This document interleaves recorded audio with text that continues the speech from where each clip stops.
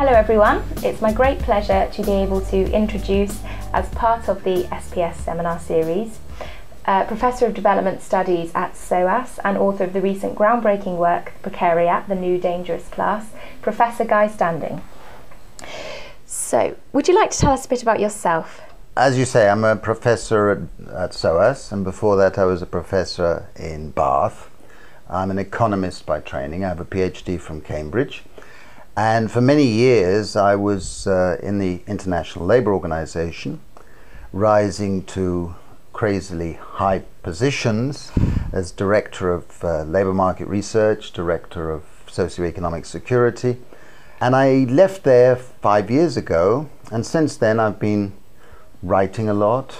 I've written a book which took me 25 years to articulate and refine, and it's called Work After Globalization, and it's essentially a coming to terms with labourism of the 20th century and thinking that we must reconceptualize what we mean by work. Well, without giving too much away, can you tell us a little bit about the ideas behind the Precariat and the book? Yes, the debate starts back in the 1980s when I joined the ILO, and I read and I wrote some articles in the 1980s saying that governments in the quest for globalization were flexibilizing their labor markets, and as a result were introducing many forms of insecurity for people. And I argued that this would inevitably lead governments to go towards means testing, selectivity, targeting their social benefits, and at the same time there would be a growing fragmentation of our societies and much greater inequality. And for my pains, this was the first time I was thrown out of my ILO position because the employers and the unions objected. The unions said we should not be talking about flexibility. It will not happen. The employers were objecting because I said, look, what you're pushing for is going to produce terrible inequality. And unless there's a strategy for dealing with that inequality and the insecurities, there's going to be a really nasty set of developments. But what you're seeing is a global class structure that's taking shape. It's still taking shape. We don't quite know exactly how it's going to come out. We have a plutocracy and elite at the top that are earning absurd incomes and have absurd influence on the world. A long way below that are the people who've still got salaried jobs and employment security. This was the model of the 20th century that a lot of people thought that was the majority of the future. And below that, the old working class is shrinking away. And that's shrinking away even in India, where I'm working, which is an industrializing country. You don't see the proletariat expanding.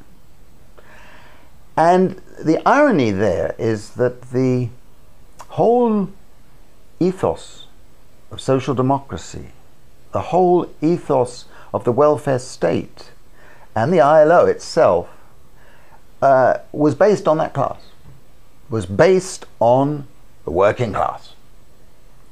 But that's shrinking everywhere, and it's below that that this precariat has been taking shape. Essentially, it's something unique. We've always had precarious workers. We've always had people who are doing precarious labor. There's nothing new in that.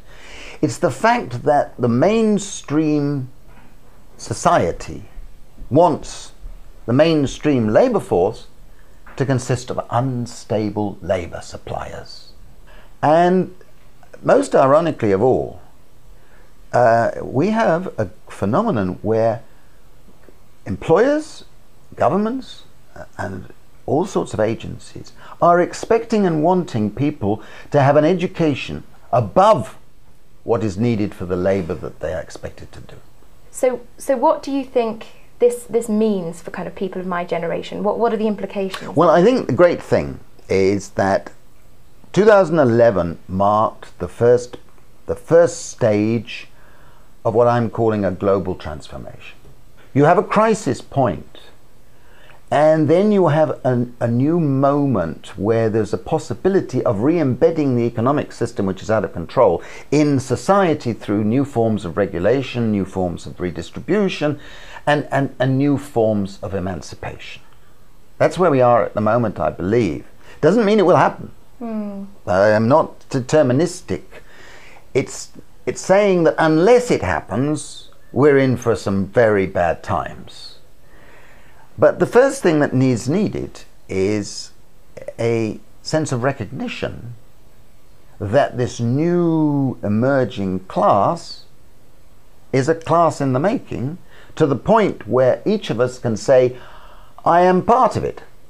That's the first stage for saying that if we need to make major changes, you've got to have a commonality of recognition. And I think that in 2011, with all these upheavals that took place and all the energy in the streets and the squares and so on, it may have been temporarily put back and it didn't lead anywhere, but around the world you've got this tremendous energy, a tremendous sense of the precariat exists. All of us owe it to ourselves, our families, our friends, our communities, to become politically active again. A lot of people had disrespect for politicians and the commodification of politics. I share that disgust. But unless we act collectively and demand progressive changes, then we have only ourselves to blame for what happens. And I think we are at that stage, and there's an energy which is exciting. It is exciting, and we have to find ways, all of us, of playing our small part in helping that process. And if my book has any value, I hope that it contributes in that way.